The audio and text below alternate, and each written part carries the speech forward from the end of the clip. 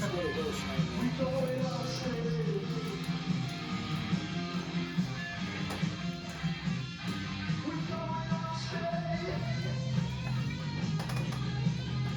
Never had that two-string.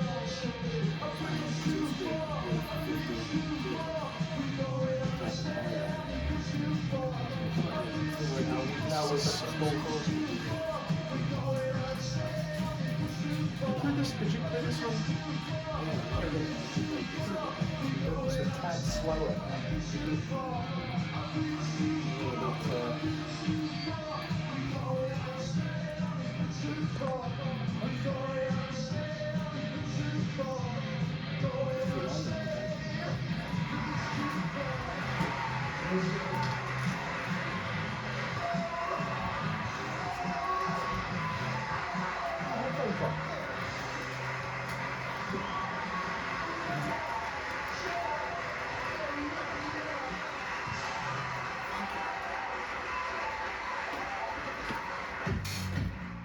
We are live, JW Megaway Show. I am your host, the Candyman. And tonight, you're in for a special treat from England here. We got Flare Up in the Box. We're getting geared up for the comedy festival coming up here. And Hotel Utah performance tomorrow. Yeah, it's just heating up. It's summertime. I mean, it's fall time now. It's all heating up. Best time of the year. Yeah, it's really coming back here. It's pumpkin spice season, huh? I guess. Yeah, so we got a comedy show at Last Cafe tomorrow, 2 o'clock. We got the Flare Up going to be playing at the Utah tomorrow with the doors open at 8 o'clock, 9 o'clock start time? Yeah, 8 o'clock. Nice. We got the Farmers Market on Sundays. There's nothing more organic than some local produce. And then we got the Winter's Tavern. We're not playing the Farmers Market. Oh, yeah. Yeah. Winter's Tavern. Totally.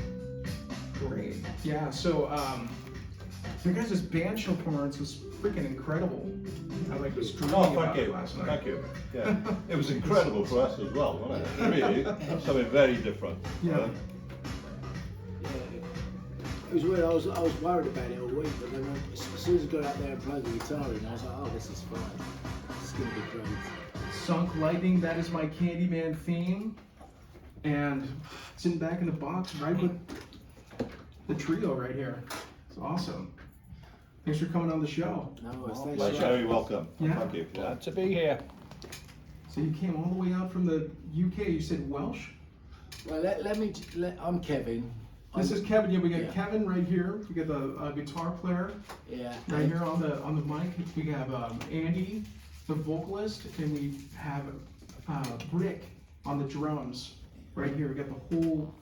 We got Damon here, but he's shy. He doesn't want to come on. Maybe we could talk about it. We'll talk to him after. No, that was really good. It was, I was trying to bash together a show here for about. What happened was, let's go back. We played in November in London, played a bunch of shows, and we finished up at the Camden. Was it the Dublin? Dublin Castle. Dublin Castle. Castle. Well, we played a gig in the Troubadour in Earls Court, Right. in England. Okay, so and then we went down to Wales and we played a gig in Newport in Wales. Then we went back up into England and played in London in the Dublin Castle in Camden last year, which was really great because the year before that we'd rehearsed and we had a set of gigs set up to do, but COVID stopped us from being able to do them, and we were like, well, are we ever going to be able to play? Because we hadn't played for 36 years together before those shows. Wow. Yeah. So after we played those couple It was of funny gigs, because we rehearsed, didn't we? yeah, we were ready to go. We were ready to go, weren't we? Yeah. I remember that. I Yeah. remember Kevin, I think, talking about this. Yeah, all the gear was in the van. We were going to go and play, and then. Then so- Boris Johnson ruined our fun. Yeah, but I mean. And the rest of the world's fun. Yeah. Yeah, so we had to wait another year then to go and play a couple of shows really. That's all it was. Yeah, and that was like jumping up and down and underneath things and everything to get all the COVID stuff together, because travelling during the sort of it was tough for you to get over, wasn't it? It was really tough for Kev to get over to the UK. Yeah, and then passed all your testing and stuff. It was mental. And then but then we ended up playing, which was brilliant. It was like riding a bike.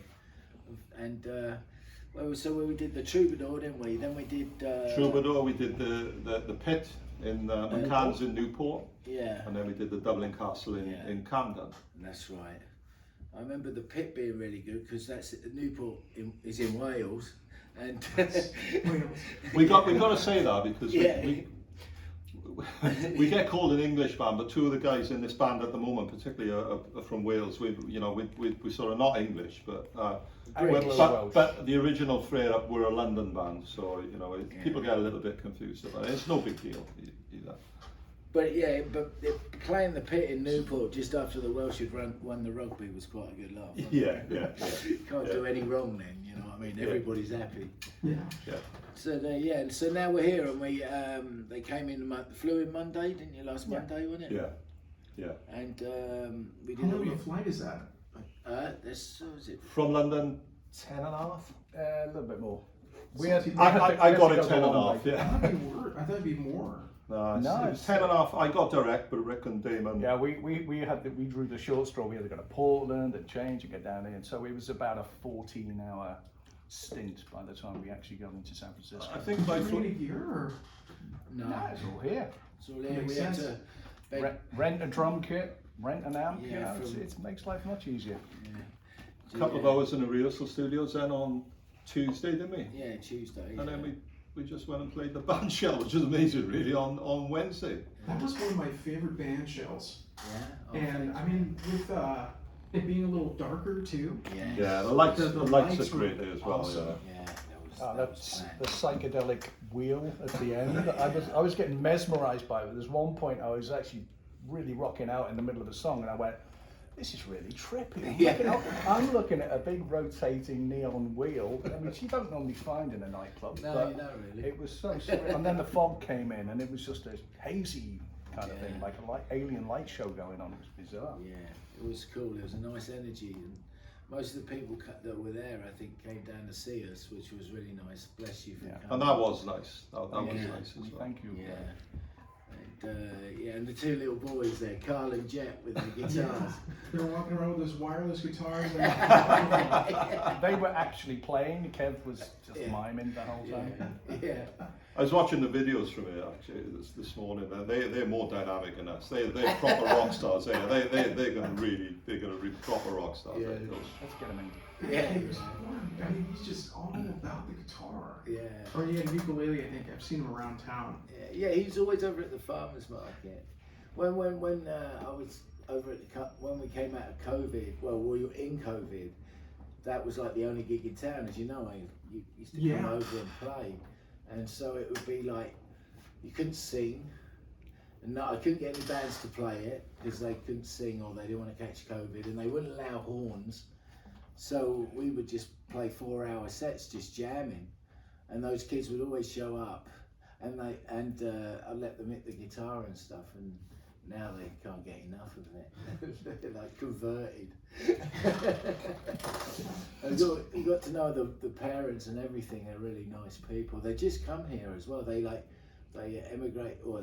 emigrated to the States right as COVID came down. And From China? Yeah, and so they could, from China. They can speak any English, you know. I didn't even realize that. Yeah, just so rare with the there's a guitar, long story behind those two kids, yeah. It's really...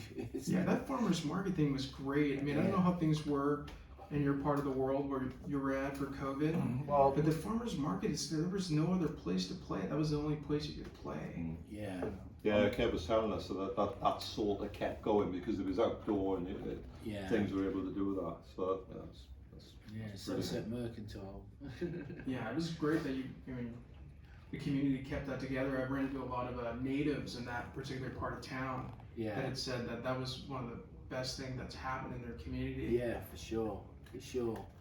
You know, And then Bandshell's not too far away from that. No, and that's like the Bandshell now is working with Sunset Mercantile with the music, like so the music that comes through the market, they're putting up the Bandshell.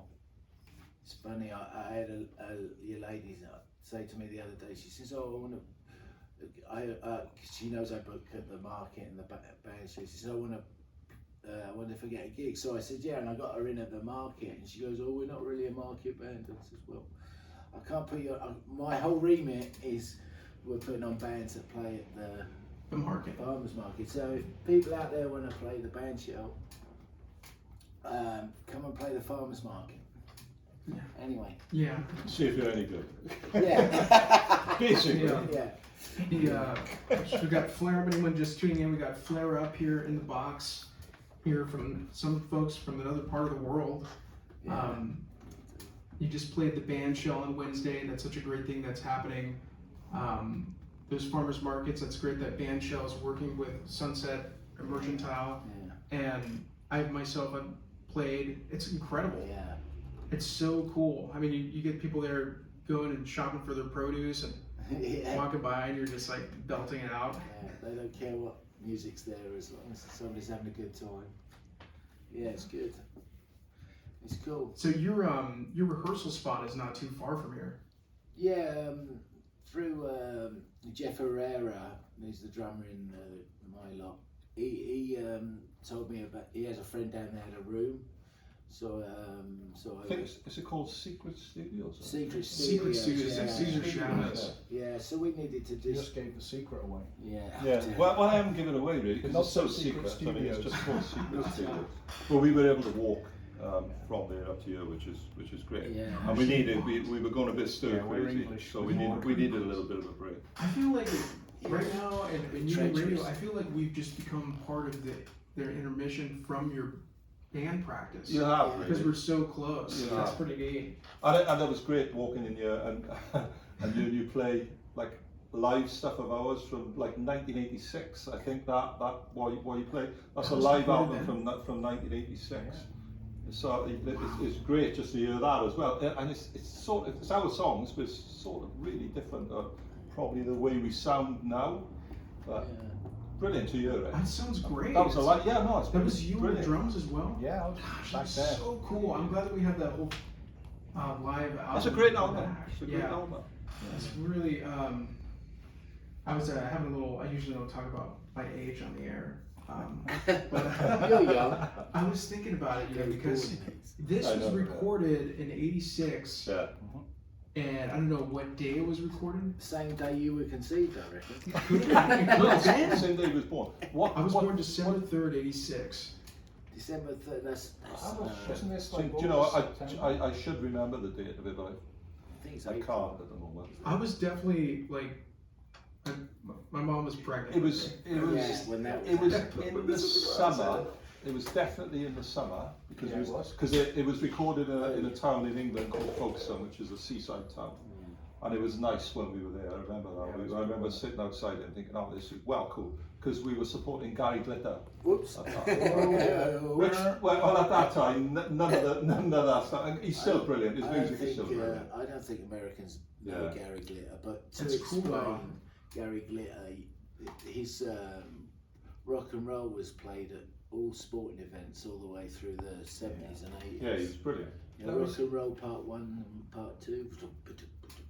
Which he let us play because we had to sound check his equipment. Yeah. I remember the day he was opening as a special guest for the farewell Wham concert. George Michael and Andrew originally they were playing the big Wembley Stadium, you know, the Enorma Dome, and he was the special guest, and they had to helicopter down to Folkestone. So we were sitting there playing their equipment, and we got to kind of hang out. And later on that night, they got us up. Well, they got me up. And the money that we got paid for that gig was not for playing it; it was for sound checking Sound the Glitter checking band's their gear. equipment. So we had a couple of quid, and I mean a couple of quid, for doing that, didn't we? It was just a couple of quid, but it was just for sound checking their gear and making sure everything was ready for the show. You know, so that's how great that was.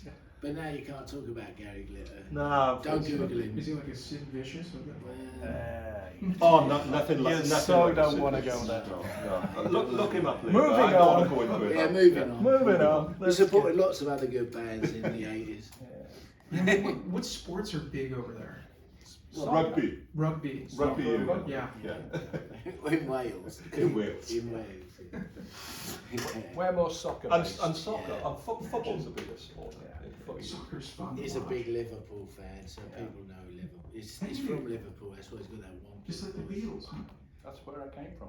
Yeah, it's totally rad. I grew up in the 60s in Liverpool, and all I heard was Beatles, Beatles, Beatles. So it's from being a little kid. And I don't know if you're familiar with their stuff, but I used to go to school. My playing ground on my school was on Penny Lane, which the Beatles. Was it really? I didn't know I went to school on Penny Lane, the playing field. And so that was the area. It was like my house was a quarter of a mile away from John Lennon's and Paul McCartney. So I just grew up in that particular little area. And all I heard, growing up, everywhere you go, every shop would have Beatles, Beatles, Beatles. You'd get on the bus, it would be on the radio. I remember getting on and thinking, Jesus, is there anything else out there? Yeah. And then one day I heard the Rolling Stones and I went, oh, thank God for that. Gee. So all the Scousers who are people from Liverpool, eventually we kind of got a little bit Beatles'd out by it all. And then when they split in 1970, it was almost like, thank God for that. Now we're going to get some different music flowing through the city. But Liverpool's history of music is just ridiculous. It's like there are so many bands that have come out of there. Right the way through 60s, 70s, 80s, right the way. A lot of good bands in the 80s, like Primal Scream, they were out there, weren't they? Yeah. Well, we had, right the way up to the sort of Frankie Goes to Hollywood, because Holly Johnson's an old mate of mine from Liverpool from 40 years ago. When they were conquering the world. Good fella, love him. But that is so much fun. I just can't imagine. I need to go visit. There's good here now at the moment, though. Like San Francisco's pretty happening at the moment. I feel, don't you? Yeah, I do. I do feel like there's so much. There's something big happening here in the art scene, and even with comedy and everything that we're doing here, you wouldn't believe the turnout. Yeah. And there's something happening. Yeah. And this thing on JFK as well, coming up to the election here. I don't know. Like a post-COVID energy, maybe. Yeah. People get out again. It's pretty dreamy. I remember one of the first shows that I went to. Yeah. I went to it was September of last year, and funny enough, there was a rock and roll band playing on the roof about a year ago, and one of my neighbors heard this band playing at the tiki desk. Yeah. And there was a bunch of people that were coming inside the place, and it was my neighbor. He's like, "Hey, I heard there's music. Is it cool if I check it out?" Yeah. And he came up, and we've been best buds, ever since. But we went to this Juice Bumps concert and Rickshaw Stop, and it was one of the first real shows I feel like, since the reopening of COVID. It was September of last year, and it was just like, whoa. And ever since then, it's been just magical. And I don't know how things are on your part. Well, London, obviously, like Kevin was saying, where we were just about to get in the band to go to our first gig, and they made an announcement about, let's just see what Boris Johnson says, and then she shut us down, and within 10 minutes we were getting calls from the venues saying your gigs are off. I think we had about 8 shows booked. And then when COVID did relax, it was funny because unfortunately a lot of the venues didn't survive reopening. They were closed too long. It worked out not viable for them to reopen. So we did lose quite a few of the smaller scene venues, but now they're starting to creep back in again. People are trying to be brave and take on a venue. There was a lot of pubs that just stopped doing music altogether, and a lot of pubs went. Now it's creeping back in. So London's starting to get busy and vibey again. We're getting more shows, and especially in the smaller venues, which is great, which is what we want to do when Kev comes back over to the UK. They're the kind of gigs that we want to pay. We've got about 6 in November already. So Kev's coming over in the UK. Yeah. So Kev's coming over. We should probably jump on the plane. Yeah. You should definitely come over. We're hoping we'll do some more. Play. Put him in between. You could do what do they call it? Changeovers. Yeah. They still do changeovers, right? They don't do it here. Well, we can start it. That's how we started. yeah, With that's the why I Phillips was band. bringing it up. Like, That's cool. we started, what you do is you'd have mates in bands and they would They're set up a year or something. yeah, so like in between the first and second band or the second and third band, we used to just go out there and do a couple of Little songs. noodle. Yeah, and that's how me and him started doing Flare Up, me and Andy. you That's know. badass. That's cool. I'm actually surprised I don't see more of that here in San Yeah. Francisco. What I try to Yeah. experiment and do, because we're a big comedy radio station, and Pam, she's a comedian, and so I've had bands play, and then while the next band sets up, have a comedian tell some dirty jokes in That's between. how jokes. That's brilliant. That Do works. it. That really works. It was so fun. Yeah. Do you remember like John Cooper Clarke used to do stuff like that, Yeah, didn't he? yeah. Well, that's how I first ever saw it. Really, was people like John Cooper Clarke and Yeah. stuff getting on in the middle of Poets and stuff. in the middle of pancakes. It's like Yeah. Alexi Sale in Liverpool. Yeah. It's the Yeah. same Yeah. thing. He's a big guy, kind of looks like me, and he was the guy who used to jump up, and he did this. He had this character who was a Marxist-Leninist. That's and Chersy Golovsky or somebody. But He was all right, He wasn't was he? hilariously funny. He was funny. But that was the same kind of deal. So while the bands are changing over, he'd jump up and grab the If mic. you know the Young Ones, he was in the Young Ones, Yeah, right? that's right. Yeah, Young Ones was a no, big TV. No, it's a comedy show. It's not a Alternative. you should have a look Yeah. that one up. I'm living under a rock. The young ones. Now you're just so young. That's what it is, JW. Yeah. I saw him down at. I'm getting this. I'm so thinking about what he's talking about. Yeah, you get us talking. We're going to talk all day. Yeah, this is so much fun. I'm gonna play for everyone listening out there. I'm gonna play another one of these live tracks. This is a song "Drive." No, don't play dry. Okay. No, play a better song. We've got better ones. That's this. I like it. Make or fade. No, don't play No. that. Back on fire. Forever, Forever Indestructible. forever indestructible. Yeah. We're gonna blast We like that that song. Sitting back here in the box with Flare Up here, getting geared up for this Hotel Utah show tomorrow. We're gonna be giving away a free meal. Call in 415-550-0511. He is 415-550-0511. They got everything there. Hotel Utah, good spot. Yeah. Forever indestructible. Oh, there it is. Hell yeah! Alright, so I got some cold ones for you guys. Yeah. Brewed right down the street. You don't record everything. Did you want one of these too? Yeah? Did you want one? No? I always bring non-alcoholic stuff because I always race dry home. Yeah, I got some here's a daytime one. There's also, I got a Mai Tai.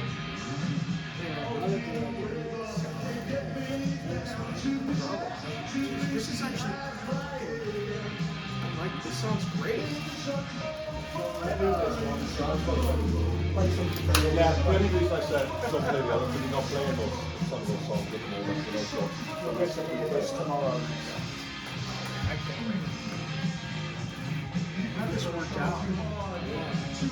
Yeah, I never realized that too, just because I was telling someone, was that you or someone was telling someone earlier, I'm just such a naive California kid. That, like, Yeah, we from the river. yeah, so like outside of, in other countries, I don't know. But I'm sure it's probably similar for if somebody was from the UK and was talking about the United States. We're like, oh, where's Texas? Maybe Texas is probably the only state. Americans and travel less to other countries. It's such a big country, you can travel around America, you spend your life doing that. It's so different. We tend to travel less than we do. We tend to travel a lot. They want a little island, so we've always been like seafaring, so everyone just gets a boat and gets down. And we're on a road that goes in 6 or 7 times, you know.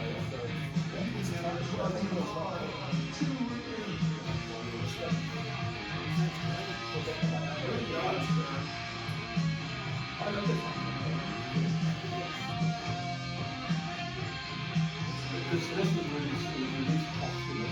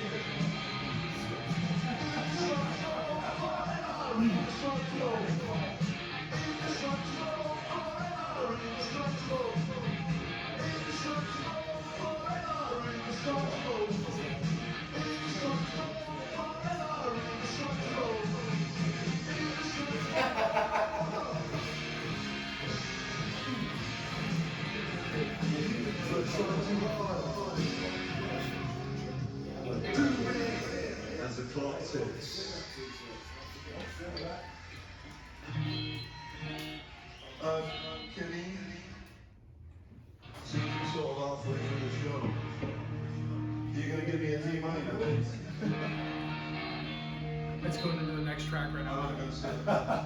Yeah, okay. Sitting back in the box with Flare Up. That is a live recording. That is some fucking high energy rock and roll.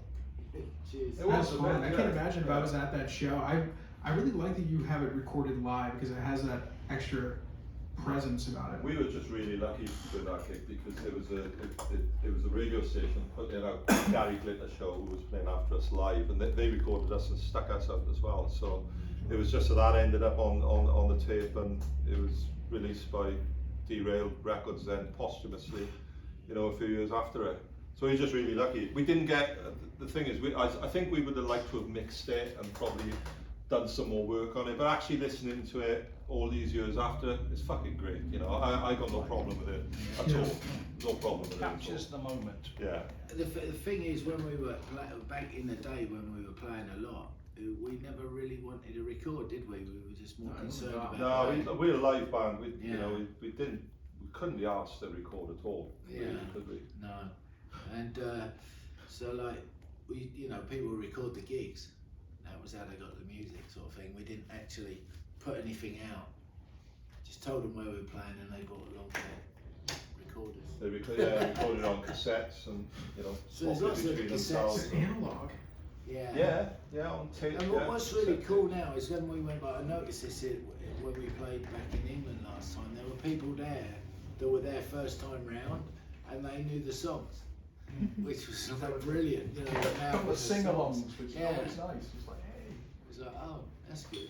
catchy chorus. Yeah. Yeah, I mean, if they heard the recordings, yeah. And I had kind of the opposite thing happen. I was in a band with, with somebody in a thrash metal band, and it was like screamo stuff. Right. And it's just one of those things you just want to go play it live. Yeah. But he wanted to one of the guitar players wanted to do a single track everything. I was like, we're not Bruno Mars. Exactly. People get in front of themselves nowadays. Go out and play live, and then when people are screaming for a product from you, then give them something. But don't record a product and try to push it at people. Yeah. It's like it don't make sense to me. If you're in a band, just go out and fucking play live. Just Yeah. play in front of people. That is it. I That's where the agree fun with is. that. That's where the fun is, isn't it? Get as in And, front and of doing as many interviews people- with you, that's fun. Get in front of as many people as possible. And it is hard, and it can be demoralising, I think, for people because, you can play a lot of gigs and you can play in front of not a lot of people sometimes. But you just got to stick with it and get good if you can. Oh yeah. I've seen a lot of movement now downtown San Francisco. I'm not sure what London or the downtown area where you guys are from. But there's definitely a lot more movement happening, and I'm thinking about there used to be a lot more. Is busking big over there? London is kind of like registered busking sites Yeah, because we have it's the London Underground, which is an acoustic gift to everybody. Yeah.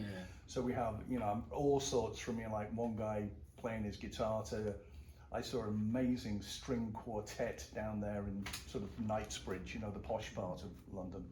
And as you sort of go through different areas, you kind of get the kind of music you would expect for the rich people who live upstairs. It's guys playing flutes and cellos, and then you get down to Camden where it's the scene, and then it's more sort of acoustic-y and angsty, and that's how Ed Sheeran started. He went down there. Yeah. He went and busked, and there's a bunch of guys. He travelled as well, didn't he? Yeah, he put the miles in, that kid. Yeah. Whether you like him or not, but he did it. He busked. So But busking is big in Cardiff. It's the same. I think you can do like registered busking there, but I don't think they're overly bothered if people just rock up. But Wales is a land of song anyway, so if people are going to turn up and want to play and sing, they sort of allow it. That's true. One of my friends actually, she does it virtually as her living. She goes around and does that. So. It feels pretty normalized. I've been to New York, I've been to Nashville, Tennessee, Austin, Texas, and busking is pretty normal around there. yeah, But here in San Francisco, if you're on the corner playing an instrument, people automatically kind of put you in the questionably housed category. Yeah. I think Which that is depends how you look, doesn't it? It's funny, we were walking around Richmond the other day and there were people playing it. They were great, but they did look like you think, oh, it's just homeless people looking for a couple of quid. But it's which is you can sort of understand that. It's the city now though. You can get a thing from the city online through I think Wrecking Park, and gives you a permit. You can busk anywhere. I think costs $3 for the year. So you make that back in the first 10 minutes if you're really good, don't you? So That's great. Yeah, $3. That's a big deal. You can't even buy a sandwich for that much. Yeah, I know. What can you buy? You can't buy anything for that. Yeah. Everything's like $100. But nobody can move you along. Go buy a coffee, it's like $100. So if show a ranger your permit, he has to fuck off then because you're illegal, you know. I just had to get a mortgage for this. Yeah, I know New York is pretty tight on that too. Yeah. About busking. Here, I don't know how tight they are on And the that. city's all into live music, local live music. You know, because what do we have? We have outside lands, and that's like Glastonbury, you know what I mean? And then you got it is though, isn't it? And then we got Hardly Strictly, and none of this is for the local musicians. So the city's actually stomping up now. That's why they're doing all these things on JFK. There's one there Golden today, Mile, right? The Golden Mile, which you yourself played on the first week, which was awesome. That was really great. Yeah, I'm just having if you're not having fun, and but it seems like everyone's having fun. I think that's what it is with the art community here in San Francisco. Is we're coming back, and everyone's having fun. People are going out to shows. People are getting up and why crowd do it if surfing. you're not having fun? Yeah. Why do it if you're not having fun? Yeah. That's right. We were talking about this actually between us earlier on, and saying there was like a marked thing with me when we went and started playing music first of all, on after the punk thing. Everyone was just doing music because they wanted to do it, and then all of a sudden I started meeting people, and everybody was doing music because they wanted a career or some bollocks like that, and it ruined it. It absolutely ruined it. Look, be a musician, enjoy yourself, do your art, enjoy it. If you're any good, honestly, you'll do okay out of it. But people have sort of tipped it the wrong way round. Yeah, it's interesting how that happened. I'm an '80s kid. I'm a huge John Fogerty fan, CCR, and it was before my time. But seeing all these interviews where he signed some shitty record deal, and they weren't making any money, and he was starving, and he couldn't go on tour because they weren't paying him or something. Yeah. And it became a thing where the record labels and I don't know, this is what I'm hearing, took advantage of the artists, and the artists got it the wrong way around because all they were thinking about was trying to get signed to a record deal. And sometimes it's the worst thing they could have done. It's the worst thing they could have done. It restricted everything they could do. Record labels weren't great. All they did was really give people massive loans so they had to pay back. The advances, that's all they fucking are. Yeah, that's true. I mean, from what I've seen, then you have these artists like Lana Del Rey, and I remember that she had this song, and she was living in New York. And she had this song called "Video Games," and it was a music video, and it just went viral. And then she got signed to some big record label. Oh yeah. And then she bombed at like some big, TV show. Yeah. And they're I don't know. It's funny. It's funny you get that instant fucking stars and then they're gone. Because people, like the Beatles weren't like that, were they? They had to play 4 years. For like 4 years. They were teenagers. They had to put in the. You got to put in the hard yards, haven't you? I mean, we got someone that was raised in Liverpool in the box right now at Mutiny Radio. Because it's so cool. I saw this. I saw this stuff. Keep your eye on all this stuff. There's plenty of hot water and some cold beverages that you're welcome to take. But so I saw this thing. It was Paul McCartney. He was talking to somebody about the first time him and John had met, and they hung out. They smoked some tea. Yeah. And it really didn't. So they could get in Liverpool. But the thing is, Liverpool's a port, and we got a lot of, it's like anything like New York, all the ships came in from the US, and that's why sort of rock and roll came to England through the sailors who would bring the vinyl in. So we had a great sort of community of like vinyl shops. And sort of going back to what I was saying about Penny Lane, Penny Lane has a record store called Penny Lane Records, obviously. But they used to get all the sailors that would come back and bring this stuff, and this is what Paul McCartney said in interviews many times, that was the stuff they would go and buy, and they would hear like Muddy Waters, who the hell is this guy? You know, and they would just it would filter through. So that really makes sense, you know, and it's funny that you said, you know, with the sailors, because it is Fleet Week this week too. Yeah. So that I feel like it's tying back, but also, you know, because I'm a big, you know, Muddy Waters fan, Delta Blues, and you know, rock and roll, and you think about it, you know, even I don't know if you guys are particular Cream fans, but when they covered that Robert Johnson song, Crossroads, you think about it, how far away that was, and that you would cover that somebody in the band from that far away would cover that song, which is Well, that's what they were doing, wasn't it? They were looking for that inspiration which came from the States, and then it bounced back there because all these bands took the black music back to America again. So it goes. That's what the Stones did, when they got Yeah. the same kind of influences, made an English blues version of what their interpretation was, and it took it back over to the US, and it's still popular today. You know? So talking about the Stones, It's like tennis. somebody told me, said to me the other day, like the Stones, right? They wrote like 3 or 4 really great country tunes, which are now country standards. Right? 2 blokes from London wrote like country. You know, I'm trying to think one of Sweet Virginia is one of them. You know what I mean? But anyway, somebody said to me, you know, that you can tell if it's a Stones country song though, because there's a sax solo on it. You would never get a sax solo on a country record, right? It's always going to be a harmonica or Slide guitar. slide guitar. And I think they wrote those songs, didn't they, Kev, when they were just trying to be like the best band that were playing in solo at that time. Yeah. They were, you know, they were just a small little band when they wrote all of that stuff.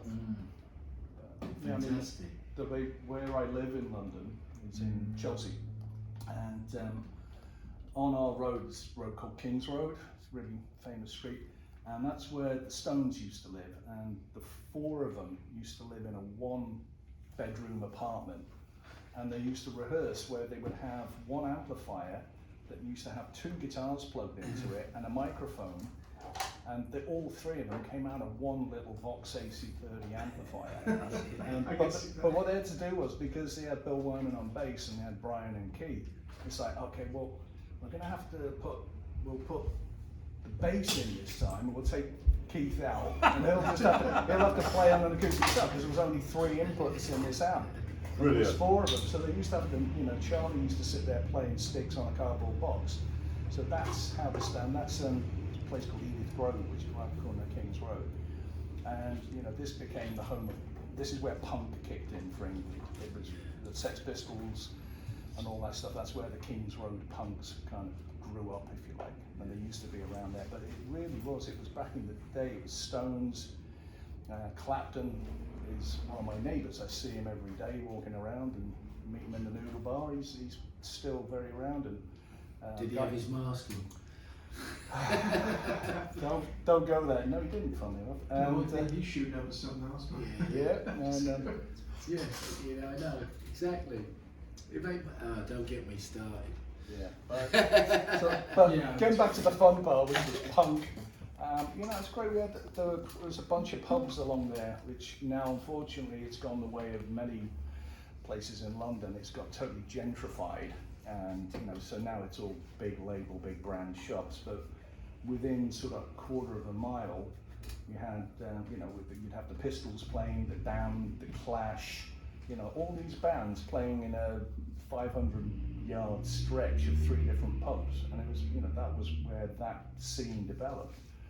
So, you know, And the shops, you could buy all the clothing, all the cool clothes and all of that. Vivian type of thing Westwood as well. started there, and that was Malcolm McLaren's office was there, and that's how all that whole scene came out of very sort of old pub rock blues stuff in the mid '70s, and the next thing you know, punk came along, and these sort of hippies with big mustaches are going, what the hell is this? And you know, within a year they were gone. It was all like punk people that turned up. And all of us kids then thought, Yeah. we can be in groups. And we all did have groups, you know, within no time at all, really.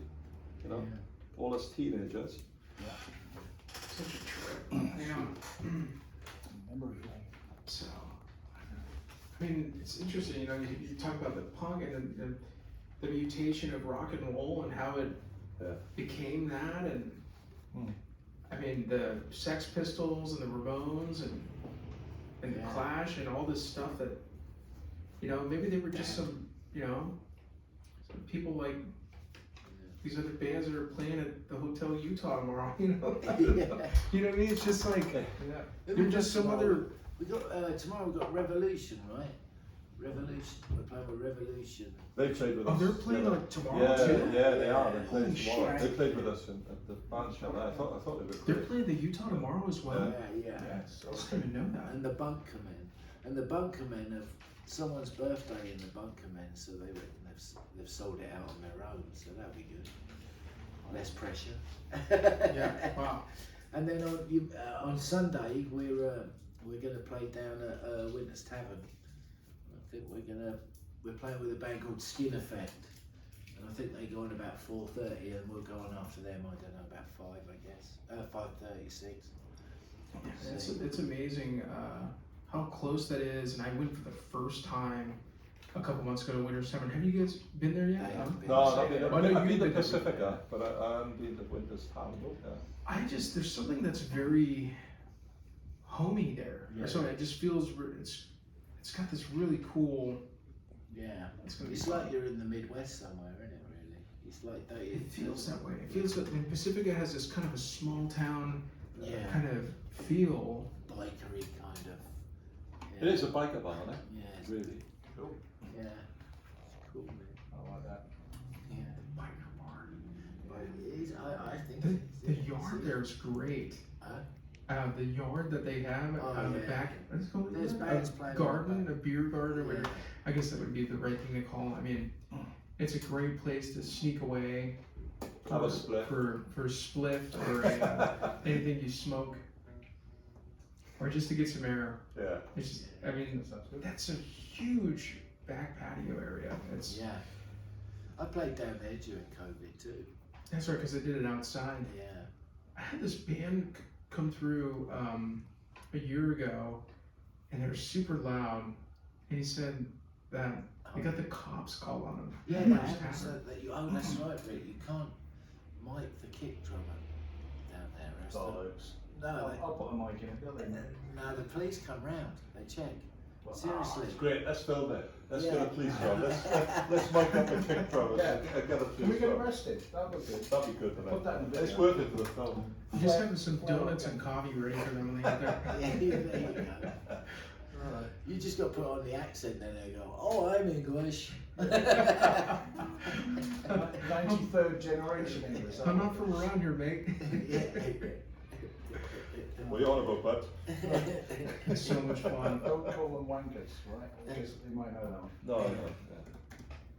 So we got a Hotel Utah show. We got Flare Up in the Box. Anyone that's just tuning in, they're going to be playing at the Utah tomorrow night, and at Winter's Tavern on Sunday. Correct, yeah. And then they fly home.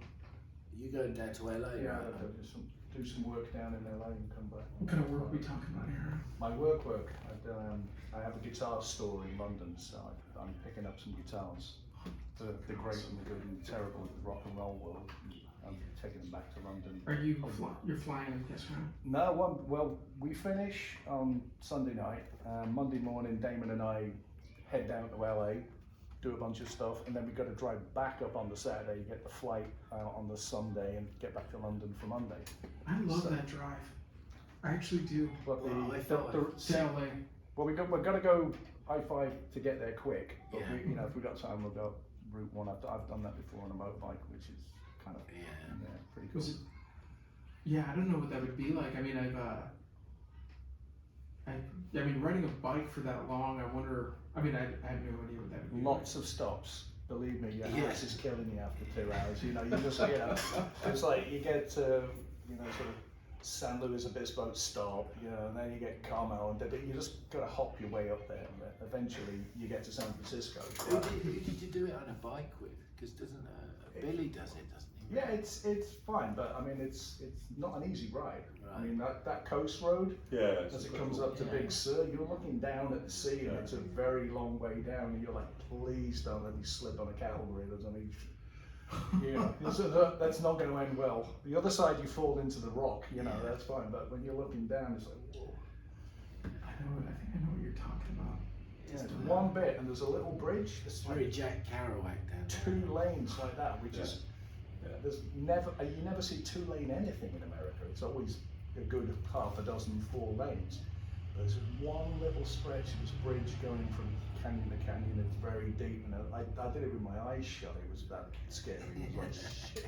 You just accepted the fact. I've done that before, where I've just accepted the fact that I was going to die. Like, and it was like, okay. We are good at that. I know that feeling. I just like, Literally, in the end. and I think I know what hill you're talking about. I did some time in San Luis Obispo, and there's this freaking hill that goes straight up and straight down. And it hits cloud as well, so you know you get it on a bad day. You're looking through like haze and fog, and a drop, and a narrow little road, and big trucks coming the other way. I mean, Mental. I know exactly what you're talking about. Yeah. I think even on a bicycle, adult bicycle, if you went down this hill, you'd be going at 50 miles an hour. It's just like straight freaking down. And if you're on a bike and it's foggy, that's scary. So that's what I'm doing. So I'm around for another week after Andy flies back. Then we fly back out the following Sunday, which is great. Shame we can't get any more gigs, but we'll come back and do some more, I guess. Yeah. If they want us. If they'll have us. I don't know. If you'll have us. I'm just tuning in right now. I don't know. We might be able to get you another gig. Tonight? Maybe. Tonight's the only free night we've got. Yeah, it is now. Yeah, but it's all right because they'll come back next year. Because I'm going there in November to do a bunch of stuff in Britain. Yeah. Like London, Bedford, Yes. Aberdeen. Yeah, we've got a couple of nice Welsh gigs. And then we've got a bit of a sort of punk festival thing in the Bedford gig as well. Yeah, that'd be good. That'd be really hardcore. Bedford Esquires. Playing with a band called Vomit. Yeah, And, we're looking forward to playing with Vomit. Doesn't sound too good, but And we've done the Troubadour again, haven't we? Yeah, doing the Troubadour. Yeah, that's right. A Jack Daniels promotion, which will probably That could get Troubadour that was could get a really bit cool. messy. Really? Yeah, Yeah, it's where, bang in the centre of it's London. where Jimi Hendrix used to sing for his supper. So Yeah. obviously you have a Troubadour in LA, the famous one, but we have one in London, Area Cadill's Court. And it's like a little sort of bistro restaurant upstairs, and it takes up over 2 sort of normal sized shops, and then you go down into the basement, and there's a couple of arches, and people used to sing and play, and Hendrix used to go down there, and he literally used to sing for his supper. He'd play down there, and they'd feed him while he was living in London. It's great. Incredible, yeah. I heard that. Yeah, I mean Hendrix. Yeah, he's my probably #1 influence as a person and a guitar player. But I heard he went on tour. He started in tour in the UK. I heard. Yeah, he did. Yeah. He's He in did get a Seattle. gig over it, yeah. It was on the Chitlin circuit over here, and I'm just playing in bars. But anyway, look, we got to fuck off really to do some rehearsing. Yeah, no, totally. So I'm gonna play. Do you want to do Do you that? want to do a song? Yeah. Yeah, let's All close the it up with a time. song, and then I'll play back the live track or the live record for everyone to listen to after. That'll be Yeah. brilliant. Cool. I'm Thanks, gonna Dave, take you know, Yeah, this is so fun. I'm such a. Let's do something. So great to have you guys. We're not doing sort of electronically or noisy. Yeah? That'll work there.